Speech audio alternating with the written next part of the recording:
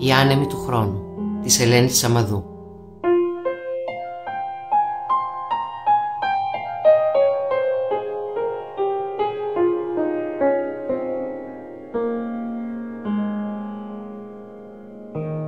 Η εξεταστική ματιά της του είχε προκαλέσει μια ασυνήθιστη ταραχή, σαν να ήταν ένοχος για κάτι που δεν ήξερε. Έχουμε παρόμοιο επώνυμο. Μήπως συγγενεύουμε? Κατά κάποιο τρόπο... Ακούστε, κύριε Χρυσοβέργη, δεν έχω πολύ χρόνο στη διάθεσή μου, ούτε εσείς άλλωστε. Θα ήθελα να με βοηθήσετε να βρω την κόρη μου. Την απήγαγαν χρόνια πριν. Η τελευταία πληροφορία που είχα είναι ότι στην Ανδριανού πόλη, του έκανε εντύπωση η αναφορά στην Ανδριανού πόλη ως Ανδριανού πόλη, δεν την άφηνε να συνεχίσει. Αν μου επιτρέπετε, αν την κόρη σας την απήγαγαν πριν από χρόνια, δεν είναι κάπως αργά να την αναζητάτε? Η γυναίκα αγνόησε την παρατήρησή του. Είναι εντούτοις επίγον, κύριε Χρυσοβέργη, λίαν επίγον. Είναι αναγκαίο να αποτραπεί μία αρπαγή καθώς και μία ανεπανόρθωτος καταστροφή. 29η Μαΐου πλησιάζει. Και λοιπόν, αγνοείτε μήπως τι συνέβη την 29η Μαΐου? Θα σας ήμουν υπόχρεος να με φωτίσετε. Η φωνή του ήχησε ελαφρώς ειρωνική. Είχε αρχίσει να αδειμονεί. Τι διάτανο ήθελε η γυναίκα. Άλλο η πόλης, κύριε Χρυσοβέργη.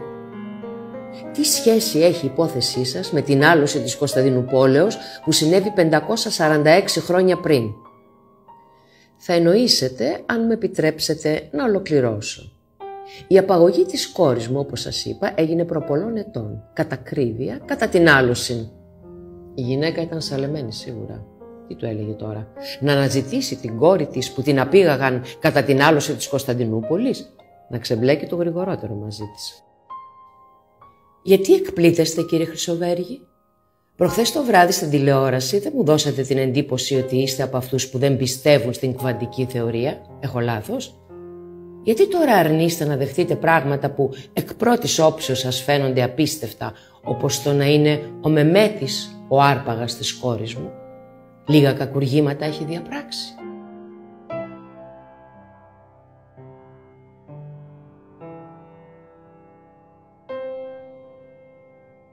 Βάδιζαν σιωπηλοί στους ανηφορικούς πετροστρωμένους δρόμους του Μιστρά.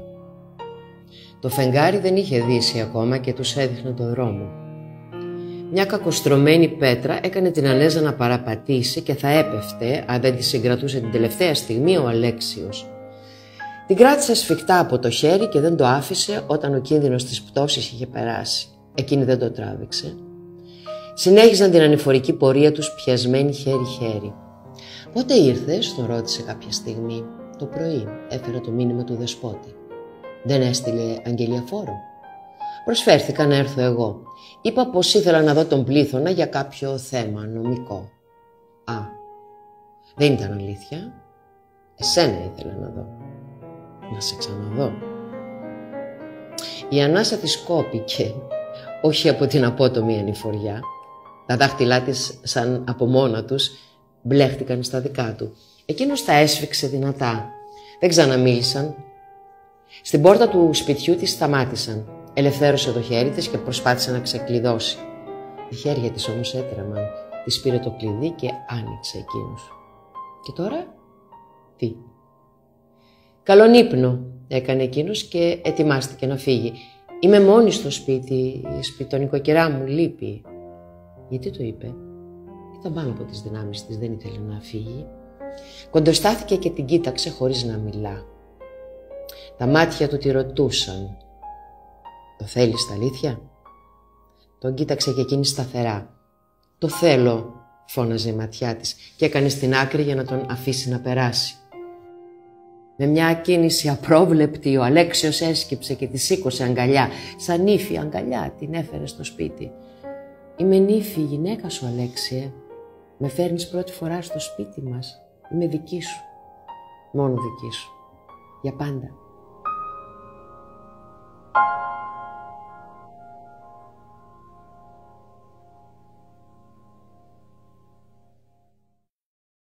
Οι άνεμοι του χρόνου της Ελένης Σαμαδού. Κυκλοφορεί από τις εκδόσεις Ψυχογιός για αναγνώστες με απαιτήσεις.